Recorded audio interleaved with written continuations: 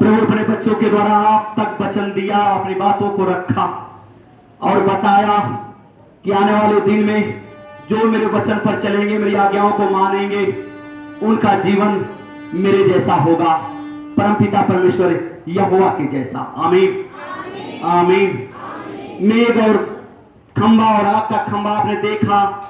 प्रभु ने, परमेश्वर ने मूसा को अपनी सामर्थ के लिए चुन लिया था और मिस्रियों में उनको चुन करके इजरायलियों को छुड़ाने का ऐलान कर दिया था। उन्होंने चेतावनी दे दिया फिरौन राजा को कि हमारे सभी इजरायलियों को छोड़ दो, नहीं तो तुम्हारे राज्य की हालत बहुत बुरी होगी। और आप देखे होंगे और सुने कि प्रभु ने अपनी सामर्थ को दर्शाने के लिए मूसा का कितना सुंदरता से उपयोग किया है, इस्तेमाल किया है। और मूसा बीच में अगुआ बन करके परमेश्वर के कार्य को किया है। उन्होंने जैसे जैसे प्रार्थना किया वैसे वैसे फिरौन तक प्रभु का सामर्थ पहुंचा था। आमीन आमीन। और आप देखे तब भी उसका मन बदल न सका, निष्ठुर हो गया, पत्थर बना लेता था। अभी सुबह बात हुई, शाम को उसकी नीयत बदल जाती थी। सुबह फिर होता था, इजरायलियों को न छोड़ने का ऐलान कर देता था। मूसा को पूछना पड़ गया कि हे परमेश्वर, अगर तू चाहे तो ये सब के सब छूट जाएंगे, ऐसा क्यों मेरे साथ कर रहा है और ऐसा क्यों हो रहा है मेरे साथ, जबकि फिरौन स्वीकार कर रहा है कि मैं छोड़ दूंगा इजरायलियों को, मैं अपनी गुलामी से आजाद कर दूंगा इन लोगों को। लेकिन परमेश्वर जब सुबह होता है तो हाथी बन जाता है, उसका मन कठोर हो जाता है, पत्थर के जैसा हो जाता है और वो छोड़ने का नाम नहीं लेता। कुछ तो जरूर चाल है ये और परमेश्वर इसको बताना पड़ेगा। प्रभु परमेश्वर यहोवा ने कहा कि मूसा, मैं जानता हूं, मैं उसके मन को आज ही अभी बदलूंगा और वो छोड़ देगा। लेकिन मैं जानता हूं कि इस दुनिया को बताना पड़ेगा, अगर ये सामर्थ और ये चमत्कार जो हो रहा है, अगर ये और हो जाए तो दुनिया कैसे जानेगी कि मैं ही परमपिता परमेश्वर हूं, मैं ही यहोवा हूं। मैं आज चाहूंगा ये बदल जाएगा। बस अपनी सामर्थ्य को प्रकट करने के लिए ये सब कर रहा हूं। आमीन। मेघ का खंबा और आग का खंबा हम निर्गमन 84 पृष्ठ में देखते हैं, अध्याय 13 का आयत 17वीं। जब फिरौन ने लोगों को जाने की आज्ञा दे दी, आमीन आमीन, तब यद्यपि फलस्तीयों के देश में होकर जो मार्ग जाता है वो छोटा था, तो भी परमेश्वर यह सोचकर उनको उस मार्ग से नहीं ले गया। आमीन आमीन। बहुत कम दूरी था, वो चाहते थे वो लोग पहुंच जाते अपने स्थान पर, और जो दूरी कम थी उस मार्ग से नहीं जाने दिया परमेश्वर ने, वो दूरी वाला मार्ग चुन लिया। हालेलुया। कहीं ऐसा न हो कि जब ये लोग लड़ाई में देखें तब पछताकर मिस्र को लौट आए। आमीन आमीन। इसलिए परमेश्वर उनको चक्कर खिलाकर लाल समुद्र के जंगल के मार्ग से ले चला, चारों तरफ घुमाते हुए लाल समुद्र की तरफ पहुंचने की कोशिश हो रही है। भीड़ को फिरौन छोड़ दिया, यानी परमेश्वर का कहना मान लिया। मूसा का सामर्थ काम आया, संदेश काम आया। उसने जगा दिया राजा को, बता दिया कि अगर और कुछ नुकसान करना है और बर्बादी करना है, यदि तुम्हें मृत्यु दंड पाना है तो अब तू काम कर, अब इसके बाद तुम्हें मृत्यु दंड मिलेगा। Hallelujah hallelujah. वो भयभीत हो गया, वो भयभीत हो गया कि अब मैं मारा जाऊंगा, अब इतना सब नुकसान हुआ, अब इसके बाद मैं बचने वाला नहीं हूं। और उसने छोड़ देने का संकल्प ले लिया और छोड़ा भी गया। लाल समुद्र के जंगल के मार्ग से ले चला और इजराइल पातिवाद में मिस्र से निकल गए। और मूसा यूसुफ की हड्डियों को साथ लेता गया, क्योंकि यूसुफ ने इजराइलियों से कहा कि परमेश्वर निश्चय तुम्हारी सुध लेगा। उनको इस विषय की दृढ़ शपथ खिलाई थी। आमीन। कि वे उसकी हड्डियों को अपने साथ यहां से ले जाएंगे। आमीन। फिर उन्होंने सुकोस से कूच करके जंगल की छोर पर एताम में डेरा किया और वहां विश्राम लिया। एताम में रुक गए, थक गए थे लोग, उन्हें आज्ञा मिली यही विश्राम लो, एताम में ही रुको। और यहोवा ने दिन को मार्ग दिखाने के लिए मेघ के खंभे में और रात को उजियाला देने के लिए आग के खंभे में होकर उनके आगे आगे चला करता था। Hallelujah, hallelujah. परमेश्वर जब उनको रास्ता देता था तो बादल घेर लेता था, ऐसा गर्जना करता था कि जैसे कि प्रभु यीशु परमपिता परमेश्वर बताना चाहता था यहोवा कि तुम्हारा मार्ग इधर है।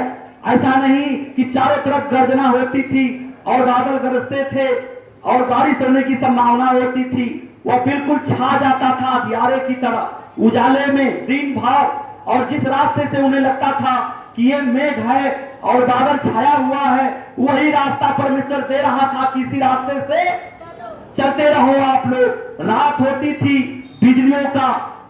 बिजलियों का तड़कन होता था और बिजलियां तड़कती थी, मानो ऐसा आप देखते भी होंगे कि बिजलियां जब तड़कती हैं तो लोग दरवाजा बंद कर लेते हैं कि दिखाई न दे, बड़ा नुकसान हो जाएगा। ऐसे ही बिजलियां खम्भों की तरह आकाश और पृथ्वी एक करके खड़ी हो जाती थी और ऐसा प्रकाश देती थी कि जैसे लगता था कि अंधियारा हट चुका है, उजाला है रात में भी। और ये रास्ता परमेश्वर दे रहा था कि इस रास्ते से निकलो आप लोग जल्दी से। Hallelujah, hallelujah. धन्यवाद प्रभु यीशु, धन्यवाद परमपिता परमेश्वर। मेघ के खंभे में और रात को उजियाला देने के लिए आग के खंभे में होकर उनके आगे आगे चला करता था, जिससे वे रात और दिन दोनों में चल सके। दिन में भी बादल और ये मेघ गर्जना ये पहुंचा देते थे रास्ते से, और रात में बिजलियां खंभे का रूप बना करके तड़कती थी और वो प्रकाश दे देती थी और उस रास्ते से लोग निकल जाया करते थे। उसने न तो बादल के खंभे को दिन में और न आग के खंभे को रात में लोगों के आगे से हटाया। आमीन। यानी वो प्रक्रिया चलती रही और रास्ता उनका करता रहा और ये प्रक्रिया चल रही थी। परमेश्वर उन्हें राह दे रहा था लाल समुद्र पार करना। अब लाल समुद्र आ गया, मूसा के साथ सारी भीड़ जा रही है। हालेलुया। यहोवा ने मूसा से कहा, इस्राएलियों को आज्ञा दे कि वे लौटकर मिग्दोल और समुद्र के बीच पिहार हिरोत के सम्मुख बाल सपोन के सामने अपने डेरे खड़े करें। आमीन, आमीन। परमेश्वर ने उनको डेरा डालने के लिए, अस्थायी वहां निवास बनाने के लिए रोका कि यहीं पर रुको। उसी के सामने समुद्र के तट पर डेरे खड़े करें, तब फिरौन इस्राएलियों के विषय में सोचेगा। वे देश की उलझनों में फंसे हैं और जंगल में घिर गए हैं। आमीन। तब मैं फिरौन के मन को कठोर कर दूंगा और वह उनका पीछा करेगा। फिरौन को वहां तक पहुंचाना चाहता था परमेश्वर यहोवा, और वहां डेरा डाल दिया कि रुको। यानी फिरौन को अवसर दे रहा था कि फिरौन इनके बारे में जान ले और अपना गुप्तचर खोज ढूंढने के लिए भेजेगा, और वो लोग गुप्तचर बताएंगे कि वे लोग कहां पे डेरा डाले हैं, क्योंकि अभी तो उसका बुद्धि मैंने बंद कर दिया है, अब मैं उसका बुद्धि खोलने जा रहा हूं। जब उसकी बुद्धि खुलेगी और जब उसको पछतावा नुमा बुद्धि आएगी कि अरे मैं तो सब लोग को छोड़कर गलती कर दिया, ऐसा मन में उसके शब्द आएंगे, तब वो वहां से अपने सेनाओं को आर्डर देगा, आज्ञा देगा, और जाओ उन लोगों को पकड़ो जल्दी से, जो जिंदा आए जिंदा ले आओ, जो न आ सके उसे मार डालो वहीं पर। इस तरह से वो हरकत करेगा और हमारी सामर्थ और वहां दिखाई जाएगी। परमेश्वर की लीला देख लो, यहोवा परमपिता परमेश्वर। जब मिस्र के राजा को यह समाचार मिला कि वे लोग भाग गए, पीछा करेगा, तब फिरौन और उसकी सारी सेना के द्वारा मेरी महिमा होगी और मिस्री जान लेंगे कि मैं यहोवा हूं, और उन्होंने वैसा ही किया। आमीन। जब मिस्र के राजा को यह समाचार मिला कि वे लोग भाग गए, तब फिरौन और उसके कर्मचारियों का मन उनके विरुद्ध पलट गया और वे कहने लगे, हमने यह क्या कर दिया? इस्राएलियों को अपनी दास्तां से छुटकारा देकर जाने दिया, जिनको मैंने गुलाम बनाया और अपने राज्य में रखा, वे लोगों को हम लोगों ने छोड़ दिया। देखिए मन कैसा हो रहा है उनका, क्रोध आ रहा है उनको अपने आप पर कि हम लोगों ने बहुत भारी गलती कर दिया। तब उसने अपने रथ जुतवाया और अपनी सेना को संग लिया, रथ बुलवाया और रथ पर बैठा और सेना को संग ले लिया उसने 600 अच्छे से अच्छे रथ, वह मिस्र के सब रथ लिए, उन सबों पर सरदार बैठाए। नेतृत्व करने वाला सैनिकों का अलग अलग से टोली दे दिया। आगे का रथ सरदारों के लिए फिक्स हो गया। 600 सरदार थे रथों पर, अलग अलग अपना अपना टोला ले लिए थे कि हमारे अंडर में इतने लोग रहेंगे, हमारे अंडर में इतने लोग रहेंगे, और सारी सेना को लेकर चल दिया फिरौन। और यहोवा ने मिस्र के राजा फिरौन के मन को कठोर कर दिया, इसलिए उसने इजराइलियों का पीछा किया, परंतु इजरायली बेखटके निकले चले जाते थे। आमीन। पर फिरौन के सब घोड़ों और रथों और सवारों समेत मिस्री सेना उनका पीछा करके उनके पास से जो पिहाहिरोत के पास बाल सपोन के सामने समुद्र के तट पर डेरे डाले पड़े थे जा पहुंची, और वो दूरदृष्टि डाले थे कि वो देखो वो सब वहां हैं, दिखाई देने लगे थे। हालेलुया। जब फिरौन निकट आया तब इजराइलियों ने आंखें उठाकर क्या देखा कि मिस्री हमारा पीछा किए चले आ रहे हैं। आमीन। और इजराइली अत्यंत डर गए और चिल्ला कर यहोवा की दुहाई प्रार्थना करने लग गए कि बचाइए परमेश्वर, अब तो हम लोग की जान गई, अब ये राजा छोड़ने वाला नहीं है। और वे मूसा से कहने लगे, क्या मिस्र में कब्रें न थी जो तू हमको वहां से मरने के लिए जंगल में ले आया है?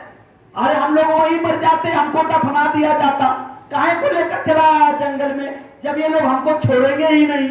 अब तो हमारे जान जाने वाले, अब कौन बचाएगा? मूसा पर सब टूट पड़े, भीड़ वाले जितने सब छुड़ाए गए थे टूट पड़े, लगे उनको बिगड़ने कि हम लोग वहीं मर जाते और वहीं पर हम लोग दफना दिए जाते तो अच्छा रहा होता। आमीन। तूने हमसे यह क्या किया कि हमको मिस्र से निकाल लाया?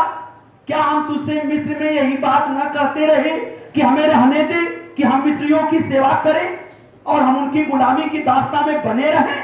हमारे लिए जंगल में मरने की अपेक्षा मिस्रियों की सेवा करना अच्छा था। ये तो बहुत अच्छा था कि हम उनकी गुलामी ही करते। मूसा ने लोगों से कहा, डरो मत, खड़े खड़े वह उद्धार का काम देखो, परमेश्वर की महिमा देखो जो यहोवा आज तुम्हारे लिए करेगा, क्योंकि जिन मिस्रियों को तुम आज देखते हो, आमीन, जिन मिस्रियों को तुम आज देखते हो उनको फिर कभी न देखोगे। जो शत्रु बन बैठे हैं तुम्हारे, जो तुम्हारा पीछा कर रहे हैं, आज जितना देखना उन्हें देख लो, लेकिन वो कभी भविष्य में दिखाई नहीं देंगे। यहोवा आप ही तुम्हारे लिए लड़ेगा, इसलिए तुम चुपचाप रहो।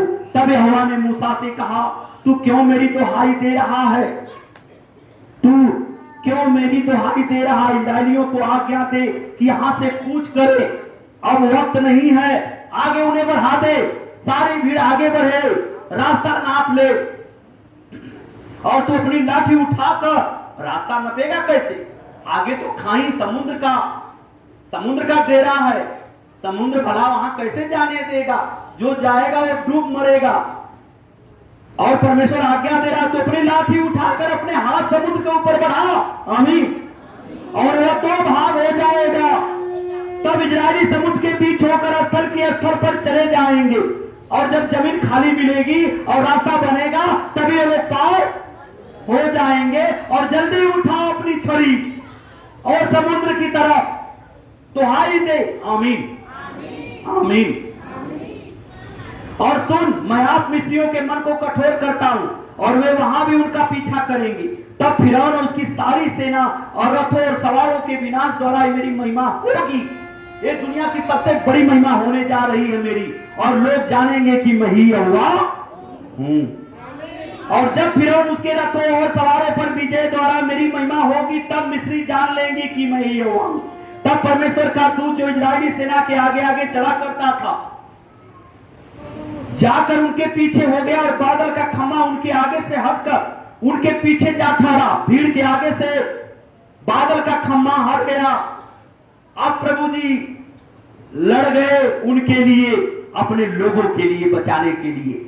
और ठीक भीड़ के पीछे वही तेज, वही ज्योति और वही गर्जना, वही बादल और वही ताप बिल्कुल शुरू हो गया। और वो लोग नहीं जान पा रहे थे, क्योंकि उन्हें क्या पता था ये परमेश्वर यहोवा कर रहा है। वे तो देखे भयभीत हो गए सब। हालेलुया। इस प्रकार वह मिस्रियों की सेना और इस्राएलियों की सेना के बीच में आ गया, और बादल और अंधकार था। तब भी रात को उन्हें प्रकाश मिलता रहा, और वे रात भर एक दूसरे के पास न आए। आमीन, आमीन।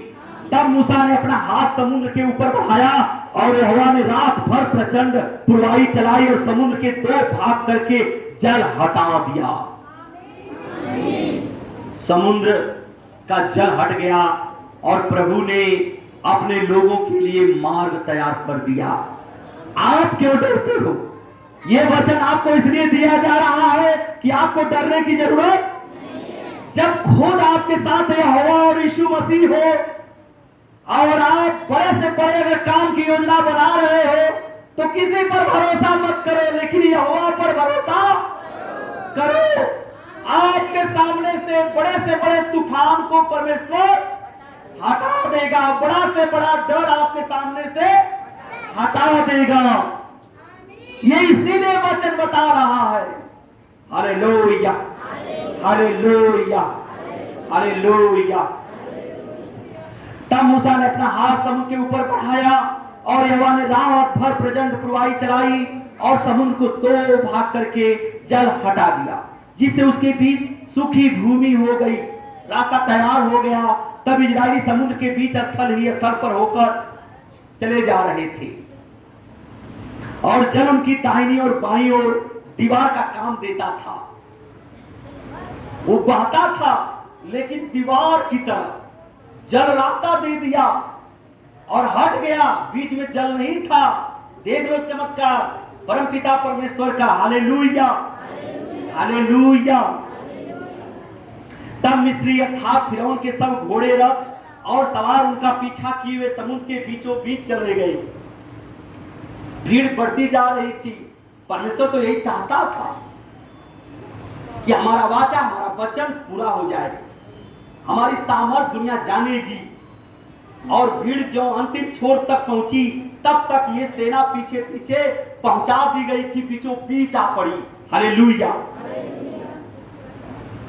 और रात के अंतिम पहर में यहोवा ने बादल और आग के खंभे में से मिस्रियों की सेना पर दृष्टि करके उन्हें घबरा दिया, और उसने उनके रथों के पहियों को निकाल डाला, जिससे उनका चलना कठिन हो गया।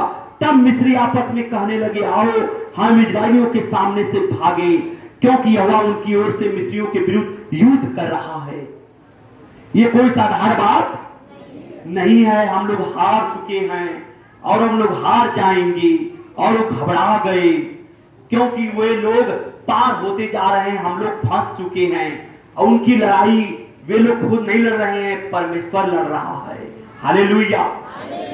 परमेश्वर युद्ध कर रहा है। फिर यहोवा ने मूसा से कहा, अपना हाथ समुद्र के ऊपर बढ़ा कि जल मिस्रियों और उनके रथों और सवारों पर फिर बहने लगी। तब मूसा ने अपना हाथ समुद्र के ऊपर बढ़ाया, और भोर होते होते क्या हुआ कि समुद्र फिर ज्यों का त्यों हो गया। समुद्र अपनी धारा, अपनी प्रवाह में आ गया। न उसे कोई रास्ता, न कोई जगह, वह सारे जगह को कवर कर दिया, ढक लिया। और आप जानते हैं कि जिस रास्ते से लोग गुजर रहे थे, जब समुद्र का पानी ढक लिया, तो वे लोग डूब कर मर गए, कोई बचा नहीं। उसमें डूब गई वे सब, वरन फिरौन की सारी सेना उसमें डूब गई, और उसमें से एक भी न बचा।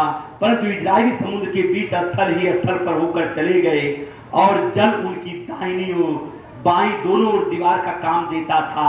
और सेना, आगे की सेना चली जा रही थी, पीछे की सेना डूबती चली जा रही थी। इस प्रकार यहोवा ने उस दिन इजरायलियों को मिस्रियों के बस से छुड़ाया, और इजरायलियों ने मिस्रियों को समुद्र के तट पर मरे पड़े हुए देखा। और यहोवा ने मिस्रियों पर जो अपना पराक्रम दिखलाया था, उसको देखकर इजरायलियों ने यहोवा का भय माना, और यहोवा पर और उसके दास मूसा पर भी विश्वास किया। आमीन, आमीन। धन्यवाद प्रभु यीशु, धन्यवाद पवित्र आत्मा, धन्यवाद परमपिता परमेश्वर। आमीन। और इस तरह से सारे मिस्री जब इकट्ठा हो गए, तो सब मंडली गीत गाना में लग गई। परमेश्वर यहोवा की दुहाई देने लगी कि हमारा यहोवा, नाच गाना सब पवित्रता का झूम रहे थे कि परमेश्वर ने हमें बचाया है, मुझ पर बड़ी कृपा दर्शाया है। यहोवा यीशु मसीह की दया हुई है हमारे ऊपर और आज हम लोग का प्राण बच गया है। कड़वा पानी, तब मूसा इजरायलियों को लाल समुद्र से आगे ले गया और वे सूर नाम जंगल में आए और जंगल में जाते हुए 3 दिन तक पानी का सोता न मिला। आमीन। और वो पानी ढूंढते रहे 3 दिन तक, 3 रात 3 दिन वे चलते रहे और पानी की खोज में थे कि किधर भी पानी मिल जाए। आमीन।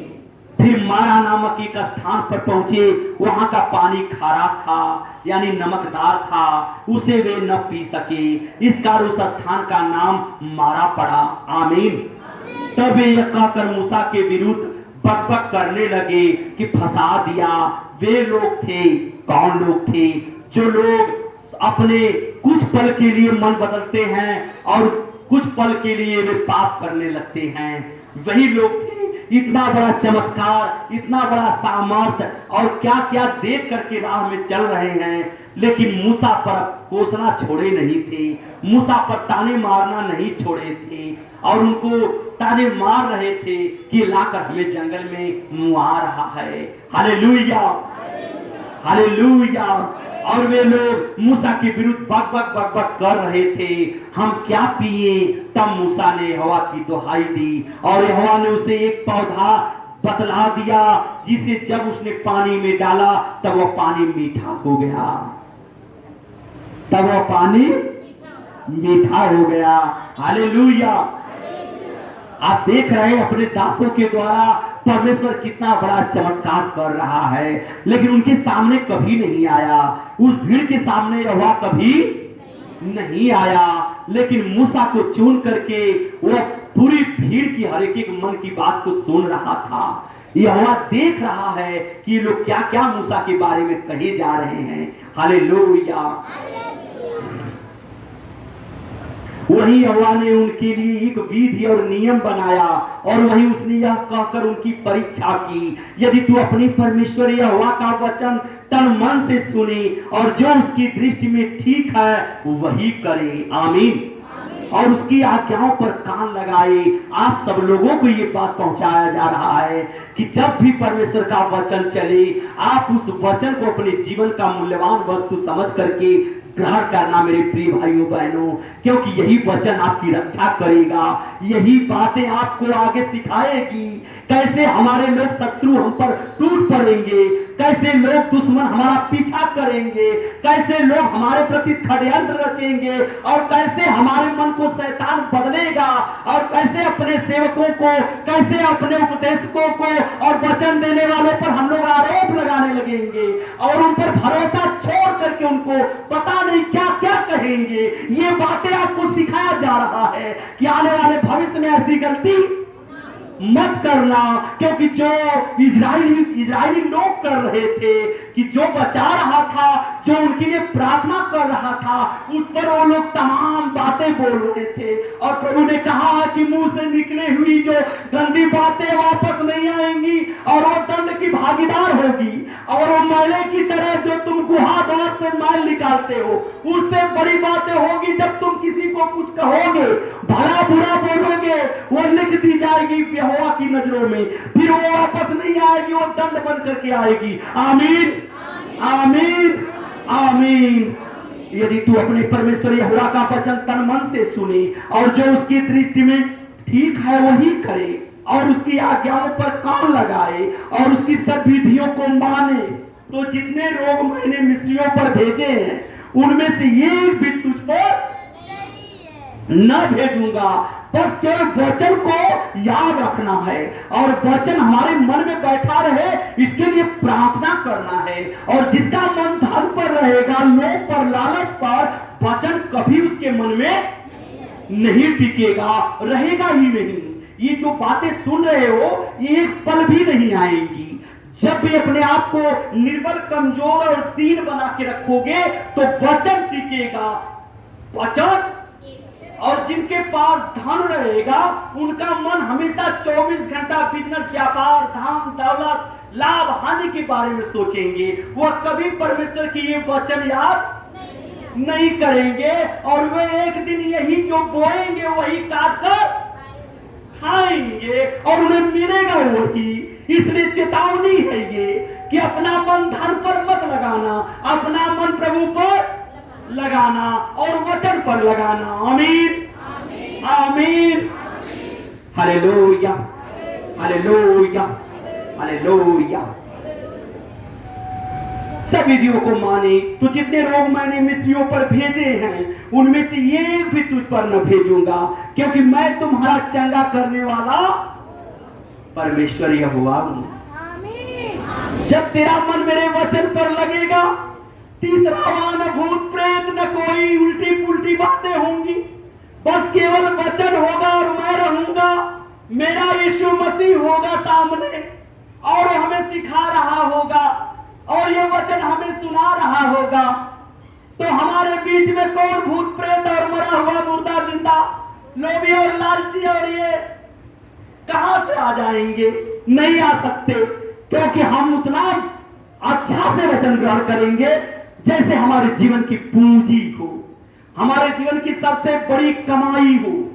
हमारे जीवन की सबसे बड़ी कमाई यही है जो आप बैठे हो और आज जो आप सुन रहे हो, यही आपकी सबसे बड़ी पूंजी है। आपकी सबसे बड़ी पूंजी ये नहीं है कि हमारे पास ये है, हमारे पास वो है, हमारे पास जहाज है, हमारे पास वो है। हमारे जीवन की वो पूंजी नहीं है। हमारे जीवन की पूंजी यही है जो तुम बटोर रहे हो बैठकर मेरे सामने, जो तुम प्रभु को ग्रहण कर रहे हो और सुन रहे हो। तेरे लिए वचन सुना रहा है और बता रहा है कि अतीत में जाकर देख मैंने क्या क्या किया है। जो लोग मुझ पर भरोसा किए उनके साथ मैंने क्या किया, और जिन्होंने मेरे दास मेरे सेवकों के साथ छोड़ मुझ पर भी भरोसा नहीं किए, मैंने उनके साथ क्या क्या किया। यही तो वचन आपको बता रहा है परमेश्वर। आमीन आमीन आमीन। और वो परमेश्वर कहता है मैं चंगा करने वाला हूं, मैं चंगा करने वाला। विश्वास करो, आप विश्वास करो। वो इतना बड़ा चमत्कार कर सकता है और आपको समुंदर से पार कर सकता है, पानी से बाहर निकाल सकता है। आज से डरोगे कभी? आज से डरोगे? कौन डरेगा? जिसके पास परमेश्वर, जिसके पास यीशु मसीह। लेकिन हाँ, डरेगा वो जो प्रभु के खिलाफ काम करेगा। तुम लोग किसी कंकड़ पत्थर में निपटोगे कभी? नहीं। ये आत्मा को प्रार्थना चाहिए, इस आत्मा को प्रार्थना चाहिए। प्रभु इस आत्मा से प्रार्थना मांग रहा है। एक टाइम, दो टाइम, तीन टाइम, चार टाइम, पांच टाइम, छह टाइम, सात टाइम, ये 7 टाइम तक प्रार्थना करो। इनसे उनसे पूछने का समय नहीं है। आज आप जान लो कि हमसे कुछ मत पूछो। आज जान लो कि परमेश्वर कह रहा हमें छोड़कर कोई तुम्हारा दूसरा भगवान नहीं है। आज से मत पूछना। और 2 त्योहार है, गुड फ्राइडे 25 दिसंबर, उनकी याद के लिए किया जाएगा और कोई तीसरा त्योहार नहीं है। ये मत पूछना। बस यही आज्ञा का पालन करना और सच्चे मन से 7 बार, 2 टाइम, 3 टाइम, 4 टाइम प्रार्थना करना, आंखें बंद करके बात करना उनसे, और तुम्हारे हर प्रश्नों का उत्तर तुम्हें मिलेगा, मिलेगा तुम्हें। और जो तुम कल की बात नहीं जानते हो वो भी तुम बात जान जाओगे। लेकिन अगर थोड़ा भी गलती करोगे तो न हमारी दुआ कबूल होगी, न तुम्हारे मन में वचन होगा, न तुम्हारा जीवन अच्छा होगा और न प्रभु का आशीष तुम पर आएगा। अगर ये बात न मानोगे तब। बात माननी है तो केवल एक ही ईश्वर आपके जीवन का है, वो है प्रभु यीशु परमपिता, और कोई दूसरा नहीं है। अगर ये परमेश्वर को मानोगे तो आप जो भी मांगोगे वो मिल जाएगा, और आप जिस लिए आए हो वो काम हो जाएगा। और हम थोड़ी सी भी अगर हाथ भी उठाएंगे तो दुआ स्वीकार हो जाएगी। Hallelujah hallelujah. तब एलीम को आए और जहां पानी के बाहर सोते और 70 खजूर के पेड़ थे, और वहां उन्होंने जल के पास डेरे खड़े किए। आमीन। मन्ना और बटेरे, जंगल के बाद की कहानी, जंगल में ही कहानी है ये। फिर एलिम से कूच करके इजराइलियों की सारी मंडली मिस्र देश से निकलने के बाद दूसरे महीने के 15वें दिन को, एक महीना बीत गया है, दूसरा महीना चल रहा है और वो भी आधा महीना बीता है, 15 दिन यानी 1.5 महीना सीधा सीधा सीन नामक जंगल में जो एलिम और सीने पर्वत के बीच में है। आमीन आमीन।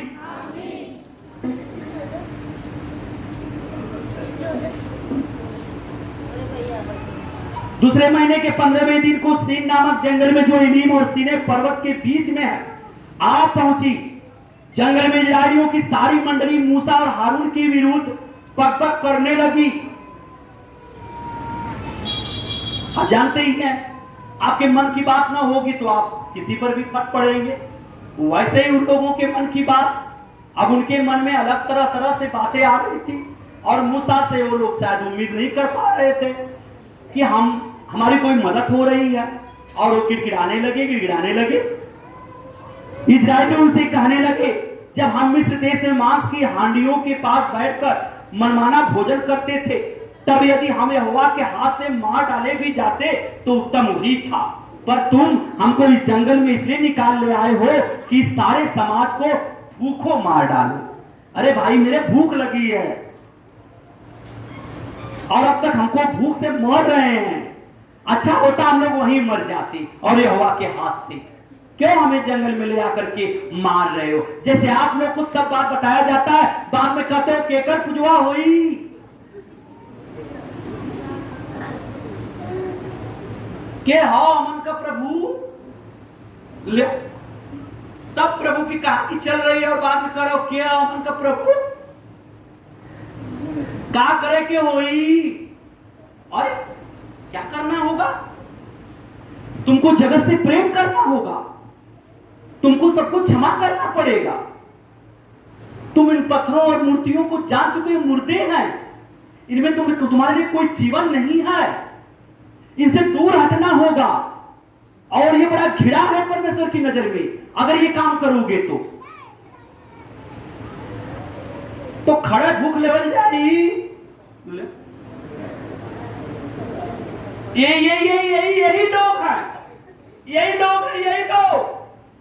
ये सब जानते हैं, लेकिन ये जबरदस्ती बात करते हैं। ये लोग जान रहे हैं कि हमें मूसा प्रार्थना करेगा तो हम लोग को सब कुछ मिलेगा। ये चाहते हैं कि आप कर दे हमारे लिए, आप कर दे। वो अपने मन की करवाना चाहते हैं। ये लोग हैं कि हमारा क्यों नहीं हो रहा है, धीरज नहीं है इनमें, नम्रता नहीं है, बेलगाम है। Hallelujah hallelujah.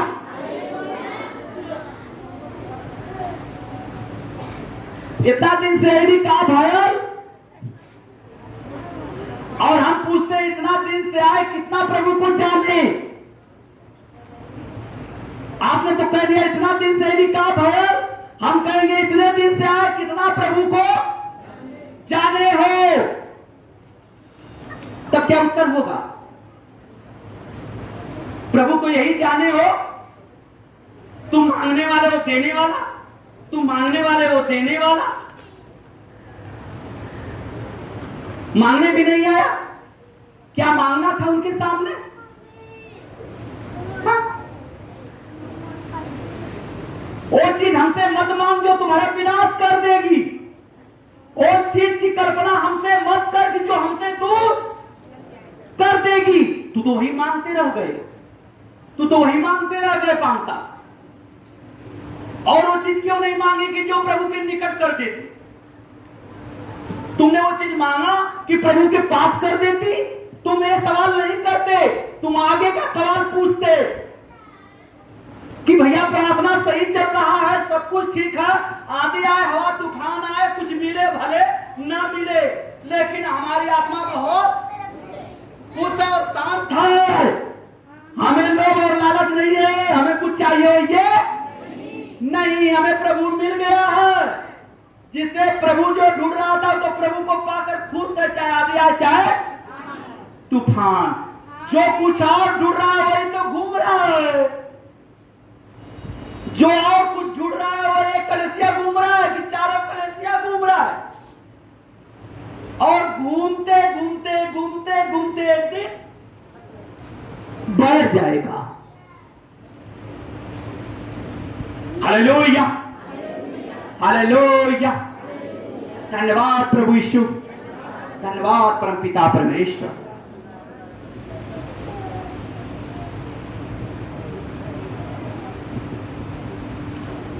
भूख से मार डाले हो। तब यहोवा ने मूसा से कहा, देखो मैं तुम लोगों के लिए आकाश से भोजन वस्तु बरसाऊंगा और ये लोग प्रतिदिन बाहर जाकर प्रतिदिन का भोजन इकट्ठा करेंगे। इससे मैं उनकी परीक्षा करूंगा कि ये मेरी व्यवस्था पर चलेंगे कि नहीं। सुन लिए, जान गए आप खुद परीक्षा लेने आए हो यीशु मसीह का, और यीशु मसीह आपको परीक्षा में डाल दिया। ले तुम बैठे हो उनको माप तौल करने के लिए, और खुद तैला गया कर ऊपर से नीचे तैल दिया तुम्हें। घर जाना तो पता चलेगा कि हम किसकी परीक्षा लेने गए थे। Hallelujah, hallelujah. इससे मैं उनकी परीक्षा करूंगा कि ये मेरी व्यवस्था पर चलेंगे कि नहीं। और ऐसा होगा कि छठवें दिन वो भोजन अन्य दिनों से दुना होगा। इसलिए जो कुछ वे उस दिन बटोरे उसे तैयार कर रखें। आमीन।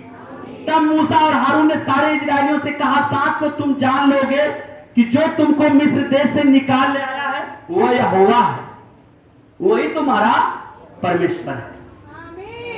और भोर को तुम्हें यहोवा का तेज देख पड़ेगा, क्योंकि तुम जो यहोवा पर बुड़बुड़ाते हो, कुड़कुड़ाते हो, उसे वह सुनता है।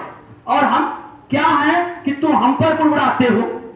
हम तो भैया कुछ नहीं है, हम तो उनका संदेश वाहक हैं। जैसा संदेश देते हैं वैसे आपसे बता देते हैं। जैसा परमेश्वर का संदेश है वही आपके सामने हम बता रहे हैं। हमने कोई बात अपने से कहा, कोई कहा है? जितना भी परमेश्वर बता रहा है उतनी बात आपसे बता रहा हूं। फिर मूसा ने कहा, यह तब होगा जब यहोवा सांझ को तुम्हें खाने के लिए मांस और भोर को रोटी मनमाने देगा। आमीन। मत घबराओ, सांझ को आपको मांस और भोर को रोटी मिलेगी, क्योंकि तुम जो उस पर बुड़बुड़ाते हो उसे वह सुनता है। और हम क्या है, तुम्हारा बुड़बुड़ाना हम पर नहीं, यहोवा ही पर होता है। हालेलुया। तुम हम पर कुड़कुड़ाते हो तो यहोवा को ही सुनाई देता है। हम तो अपनी आंख कान बंद कर लेते हैं और हर एक प्रश्न का उत्तर वो देने के लिए तैयार है। फिर मूसा ने हारून से कहा, इस्राएलियों की सारी मंडली को आज्ञा दे कि यहोवा के सामने और उसके समीप आए, क्योंकि उसने उनका बुड़बुड़ाना सुना है। और ऐसा हुआ कि जब हारून इस्राएलियों की सारी मंडली से ऐसी बातें कर रहा था कि उन्होंने जंगल की ओर दृष्टि करके देखा और उनको यहोवा का तेज बादल में दिखलाई दिया। तब यहोवा ने मूसा से कहा, इस्राएलियों का बुड़बुड़ाना मैंने सुना है, उनसे कह दे कि गोधूली के समय तुम मांस खाओगे और भोर को तुम रोटी से तृप्त हो जाओगे। आमीन। और तुम यह जान लोगे कि मैं तुम्हारा परमेश्वर यहोवा हूं। तब ऐसा ही हुआ, सांझ को बटेरे आकर सारी छावनी पर बैठ गई। बटेर मुर्गा के जैसे होते हैं, देखे हो ना। और भोर को छावनी के चारों ओर ओस पड़ी, और जब ओस सूख गई तो वे क्या देखते हैं कि जंगल की भूमि पर छोटे छोटे छिलके पाले के किलकों के समान पड़े हैं। यह देखकर इजरायली जो न जानते थी कि यह क्या वस्तु है, वे आपस में कहने लगे, यह तो मन्ना है। तब मूसा ने उनसे कहा, यह वही भोजन वस्तु है जिसे यहोवा तुम्हें खाने के लिए देता है। जो आज्ञा यहोवा ने दी है वह यह है, तुम उसमें से अपनी आवश्यकता के अनुसार खाने के लिए बटोरा करना, अर्थात अपने अपने प्राणियों की गिनती के अनुसार प्रति मनुष्य के पीछे एक ओमेर बटोरना, जिसके डेरे में जितने हों वही उन्हीं के लिए बटोरा करे। यानी जितने खाने भर आपकी क्षमता हो उतना अपने सह परिवार के लिए इकट्ठा कर लेना। तुम्हारे जो कुटुंब है, परिवार है, अपने अपनी फैमिली है, उन सबके लिए उतना ही लेना, उससे ज्यादा मत लेना। देखिए उनके मन की परीक्षा हो रही है, आपके सामने बहुत सारा वस्तु गिर पड़ा है और आपको जरूरत है कि मुझे थोड़ा सा ही चाहिए, और आपके सामने उससे ज्यादा गिर पड़ी है और आपको चाहिए, उस वक्त आपको चाहिए कि जितनी जरूरत है उतना ही हमें लेना है, और आपका लालच दौड़ेगा कि ऐसा करते हैं कि 2 बोरा भर लेते, 2-4 बोरा इकट्ठा कर लीजिए कि फिर इन सब की जरूरत न पड़े, न इनके सामने हमको गिड़गिड़ाना पड़े। और ऐसा पागल, ऐसा बेवकूफ आदमी कोई नहीं मिलेगा। ऐसा देवता अगर मिल जाए तो हम लोग बटोर कर कितना बोरा लेकर चले जाएंगे, कौन आए इस दरबार दोबारा ताकने, एक ही दिन में न सफल हो जाएगी। हाँ है कि नहीं है? ये ऐसे लोग भी आपके इर्द गिर्द मर्राते रहते हैं कि एक दिन का संति 100 दिन का पूरा कर लीजिए, दोबारा कौन आएगा यहां मरने, इनका शक्ल देखने, इनकी बात सुनने। ऐसे लोग आपसे मिलेंगे कि नहीं? अभी नहीं मिले तो मिल लीजिएगा। आमीन आमीन। और इजरायलियों ने वैसा ही किया, और किसी ने अधिक और किसी ने थोड़ा बटोर लिया। जरूरत थी 2 रोटी की, बटोर 100 रोटी। और कहां जाएंगे लोग? मरे भूखों मरना है, मरे। हम तो अपना बोरा भरकर चले, ये हाल हो गई। यानी अपना पेट भरे, अपने परिवार का पेट भर जाए, दुनिया जाए नहीं, दुनिया खत्म हो जाए, कोई जरूरत नहीं है। वाह रे आप लोग की सोच, वाह रे दुनिया। प्रभु में ऐसा नहीं शिक्षा मिलती है। प्रभु में शिक्षा मिलती है कि दूसरों का भला तो अपना भला। अरे अगर दूसरे को पहले देख लो कि खा लिया कि नहीं खा लिया, पेट भर गया कि नहीं भर गया, उसका घर मकान ठीक ठाक है कि नहीं है, बेचारे की मड़ई चू रही है, अपने महल की बड़ाई कर रहे हो बैठकर। हाँ 2-4 तल्ला की बात कर रहे हो, और वो टेंट में रहने वाला आदमी है, उसके सामने क्या बतियाए जा रहे हो? ये आपकी बात शोभा देगी? उस वक्त पूछना चाहिए कि भैया आप कैसे सोते बैठते हो?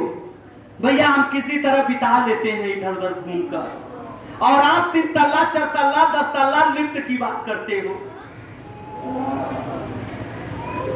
आप सोचिएगा जरा कि आप लोग कितना महान हैं और कितना पैसे वाले हैं, तूफान है आप लोग। आप लोग से लोग डरेंगे। आप लोग के पास धन जो है, आप लोग के पास दौलत जो है, गिनाने के लिए संपत्तियां हो गई हैं, लेकिन वो गरीब के पास कुछ नहीं है। लेकिन विश्वास करो, जिसके पास कुछ नहीं है उसके पास प्रभु यीशु मसीह है। आज से याद कर लेना, ये तुम्हारी बड़ाई तुम्हें धोखा दे जाएगी। ये तुम्हारा धन तेरे किसी काम नहीं आएगा, और एक दिन जीते जी देख लोगे कि ये धन तुम्हारा साथ नहीं दे रहा है। जब बीमारी आएगी तो रुपया रखोगे, लेकिन कोई बचाने वाला नहीं मिलेगा। ये तुम्हारा बड़बड़ाना और बड़ाई मारना और बड़े बड़े टिंग डाम हाँकना प्रभु में शायद शोभा नहीं देगा, ये फेल हो जाएगा। और वो गरीब जो कभी घूम कर सोया करता था, जिसको रहने का छांव नहीं था, जिसको तुम जान करके भी अनजान थे, उसको मदद करने के बजाय तुम अपना टिंग डांग करते रह गए और उसको तुच्छ समझते रह गए। उसको जीवन भर बताते रह गए कि तू गरीब मैं, तू गरीब मैं, तू गरीब मैं।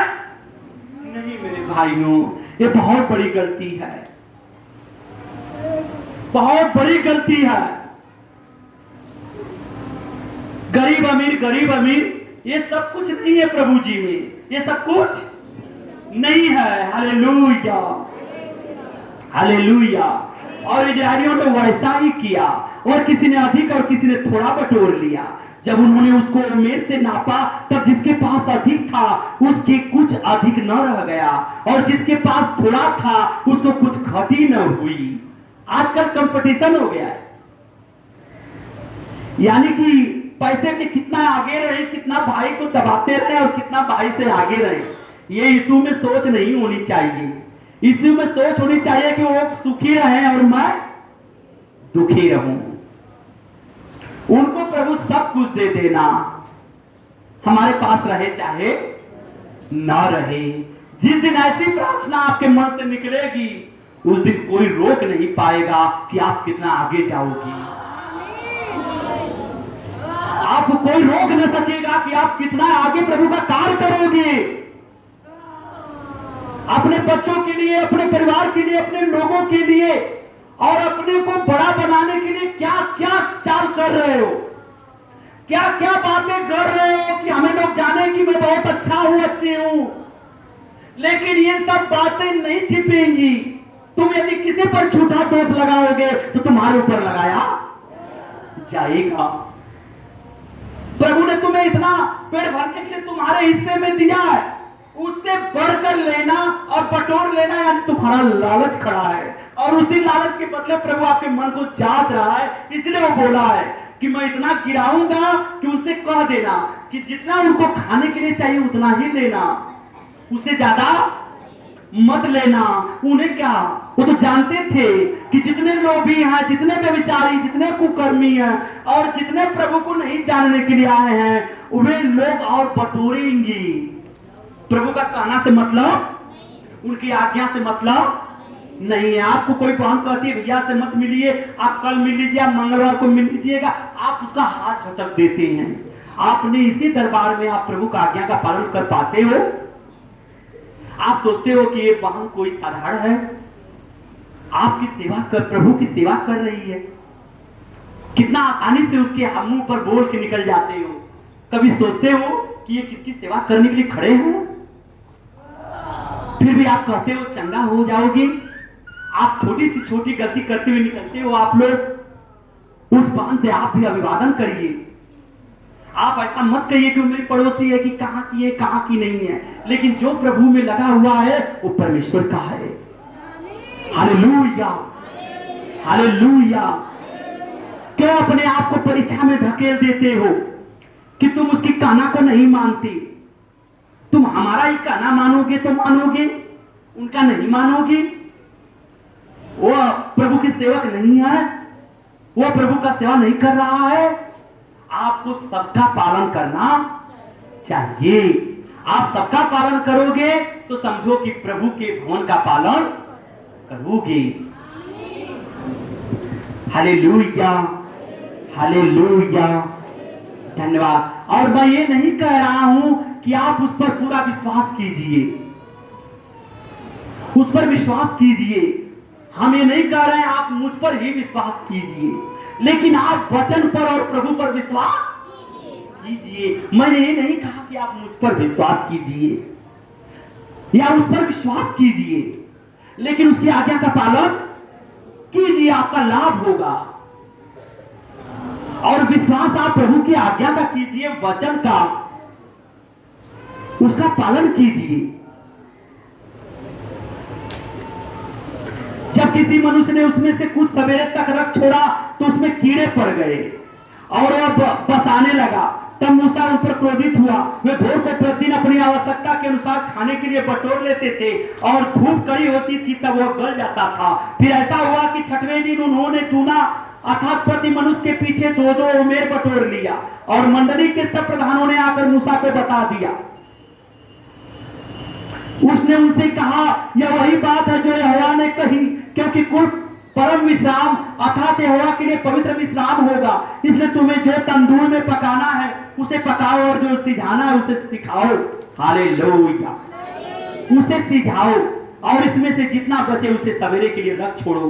तब उन्होंने उसको मूसा की इस आज्ञा के अनुसार सवेरे तक रख छोड़ा। तब न तो वह बसाया और न उसमें से कीड़े पड़े। तब मूसा ने कहा, आज उसी को खाओ, क्योंकि आज यहोवा का विश्राम दिन है, इसलिए आज तुमको वह मैदान में न मिलेगा। 6 दिन तो तुम उसे बटोरा करोगे, परंतु 7वां दिन विश्राम का दिन है, उसमें वह न मिलेगा। तो भी लोगों में से कोई कोई 7वें दिन भी बटोरने के लिए बाहर गए, परंतु उनको कुछ न मिला। तब यहोवा ने मूसा से कहा, तुम लोग मेरी आज्ञाओं और व्यवस्था को कब तक नहीं मानोगे?